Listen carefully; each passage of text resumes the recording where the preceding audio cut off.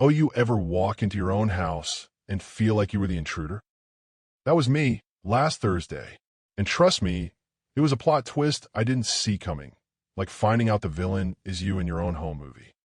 I had just gotten back from corporate retreat that ended early, thank God, because if I had to do one more trust fall, sing another team chant, or build another tower with marshmallows of dry spaghetti, I was going to snap and use the spaghetti as a makeshift shiv.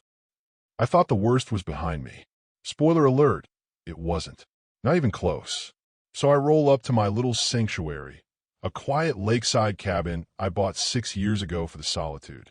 Whispering trees, the occasional deer, the gentle sound of wind through pine needles.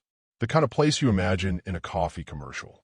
And, unfortunately, Linda Graves, the HOA secretary and full-time Karen of the cul-de-sac. A woman who treats petty neighborhood power like it's a Marvel superpower.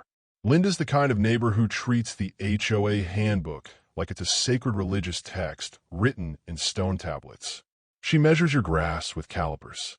She once issued a written complaint because someone used beige curtains instead of approved off-white.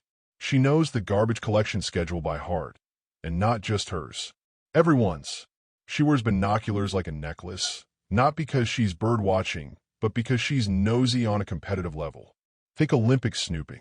As I pull into my driveway, I already feel something's off.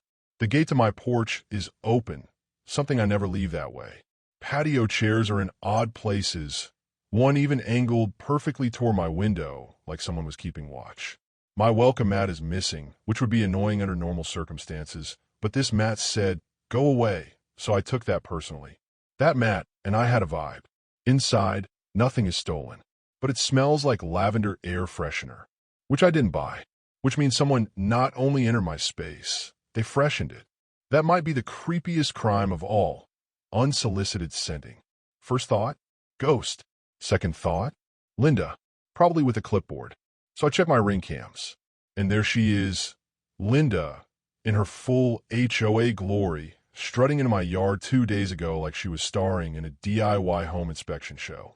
She even waved another neighbor over to show them around, pointing and commenting like she was hosting an open house. I half expected her to start narrating like she was on HGTV. She didn't go inside, but she was close enough to count my floorboards and critique the paint trim. I sent her a text. "Hey Linda, got back early. Saw you on my cams. Please stay off my property." No reply, just silence, and an uneasy one, like the calm before the HOA-themed storm.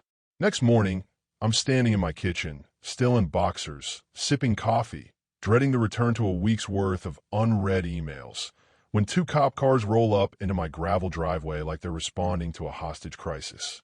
Sirens off, but full urgency. I open the door, confused, still holding my mug. One officer puts a hand near his belt.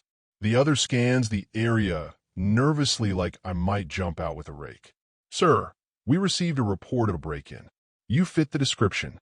I blink mid-sip. My brain stalls like a Windows 98 loading screen. "You mean someone reported me for breaking into my own house?" They glance past me into my rustic cabin, where a throw pillow literally says "Home Sweet Home." I hand over my ID. The address matches. I offer the deed. I even offer to make them coffee while we review the footage of Linda's amateur detective hour. I was ready to add scones to the mix. The officer sighs. "We have to follow protocol, sir."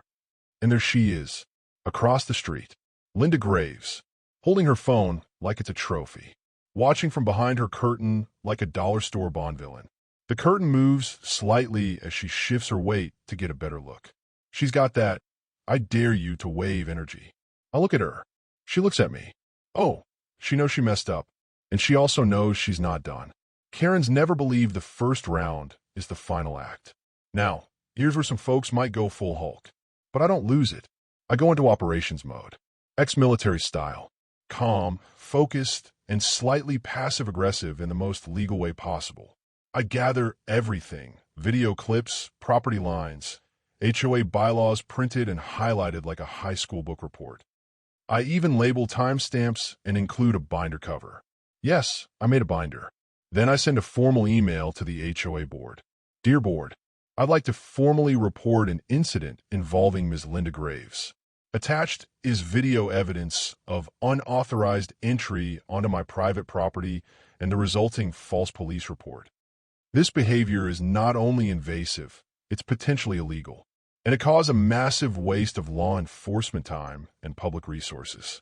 I am prepared to escalate this legally if necessary. I hope we can resolve this internally. 2 days pass, then I get a short, clipped reply. We are addressing the matter internally. Translation: Linda got the HOA version of a slap on the wrist. Probably a sternly worded memo and a finger wag. But whatever they said worked. Because since then, she hasn't stepped within 20 feet of my fence line. Though I did catch her glaring at my new garden gnome, one I added just for her. His name is Greg. He holds a tiny sign that says, "Smile. You're on camera." Greg and I are now teammates. Oh, and that missing welcome mat? Replaced. It now reads, "Come back with a warrant." In all caps. And yes, it's bolted down. If you've ever been accused of trespassing on your own land, or if you have a neighbor who thinks binoculars are a substitute for boundaries, go ahead and hit that like button. Drop your story in the comments. Let's bond over HOA madness, neighborhood nonsense, and passive-aggressive landscaping tools. And don't forget to subscribe to The Mirror Moves, where the petty get exposed and the quiet get even. Stay ready, stay laughing, stay watching.